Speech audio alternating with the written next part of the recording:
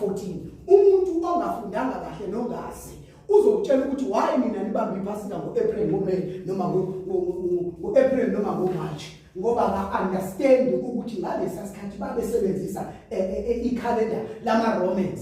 Okay. Leli khalenda esilisebenzisayo thina li-right uma besinikeza uMarch no-April ngoba isikhathi ekwakudliwa ngaso iphasika kwakuyisikhathi uma kuthwasa ubusika. Okay. Hallelujah. Amen. Ngizobamba ke lento basabana ngoba siyafunda basabana. Bambamba uJesu. Lithi iBhayibheli baluka babe kwakunendlela ngaleso sikhathi kwakunombuso okho njengoba eSouth Africa singaphansi kombuso kaANC.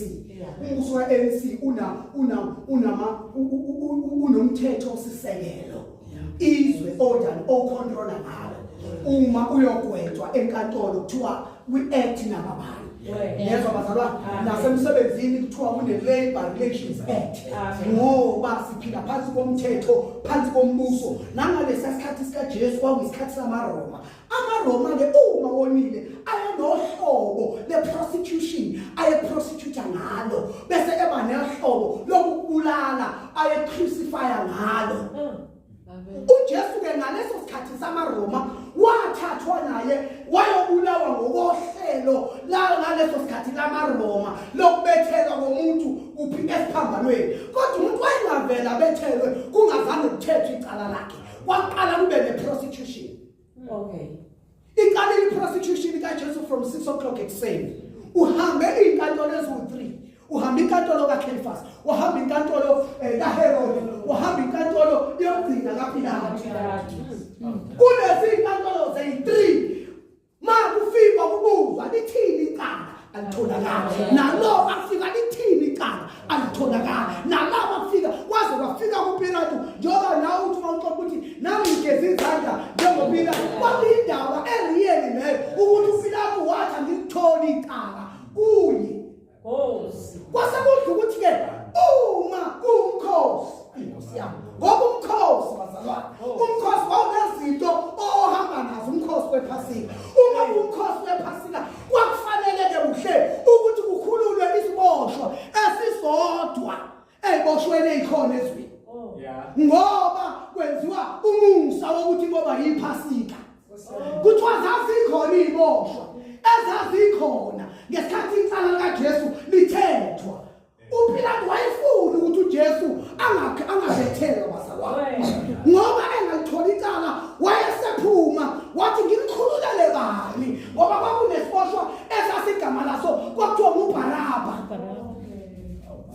Uthi ke phakathi kukalona noBaraba ngikhulule ngoba uBaraba noma ayisiboshwa yabona makuthiwa khona umaligaju umuntu obulala abantu odlwengulayo onza yonke into ontshontshayo siyazi ukuthi maphume lona-ke kufanele sihlale sikhile. Nangaleso sikhathi uBaraba wayemuntu oyazi ukuthi akufuneka bekhona emphakathini kodwa uNkulunkulu wadala i-confusion kusizwe sangaleso sikhathi samaJuda ukuthi athi cha akakhululwe lohluphayo kodwa kubulawe lo uJesu ngoba kwakufanele kufeze into kaNkulunkulu ukuthi uJesu uzele ukuzofa emhlabeni. Lapho ke kunalapho ukuthi mawuqala nje ubuka indaba kaJesu uJesu uzokhulula bazalwane. Mawufunda incwadi athi kuLuka chapter number 16 athi indodana kaNkulunkulu izile ukuba yenze njani ukuba ifune nokuthola nokukhulula noma isindise okulahlekileyo. So ukufika kaJesu njengoba sithi lesiphambano lingamani sizolanda lawo mandla sikhuluma indaba kaJesu ukuthi ukufika kwakhe kubuyise olahlekile yimi lo ebelahlekile. Ukufuna ngifunwe yizwi ngatholwa yizwi nokuthola nokusindisa ngasindiswa futhi yilo izwi lesiphaphano. Kuthiwa-ke amaRoma ayelungisa ithwephu. Ziningi izinto engayibala sengiyachoma nje basala ngoba kudlula amaphase amanje kuJesu. Khona la idlule khona kwelinye lamajele kuthiwa bamhlubula impilo zakhe ezinkulu. kuthiwa babemhlubula kwasekuthathwa ingubo yompriest othize omkhulu. Yezwa bazalwane base bemgqokisa yona. Yezwa bazalwane ezinye zeprofethi obengiyothi nje ilanga mase ngichaza ngama prophecies kaJesu angale kwincwadi kwi-Old Testament izinto ezayifulfileka. Ingakho lithi iBhayibheli lapha uJesu azi ukuthi konke sekuphelelisiwe umbhalo ufezeka bayifeza zonke iprofethi ngoJesu. Ezinye babeyifeza bengazi ukuthi la sifeza isiprofethi. Thiwa bamnika ingubo yani yomkhosi, bamnika le ngubo bathi hawu bakhothama kuye bathi hawu Nkosi yamakhosi bembhinqa kanti baprofesaya ukuthi yes he is the king of kings.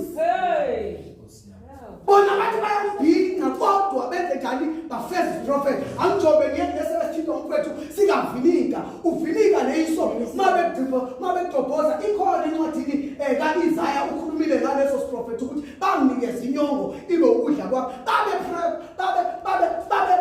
babe fulfill the prophecy nalapho ukuthi mayiselele lesiphambanweni bamnike iviniki kodwa ngizoya kuyona mase ngifike kulelo lizwi ngoba besabayazi basebeluka uJesu be okay useyaphuma uJesu amen 9 o'clock haleluya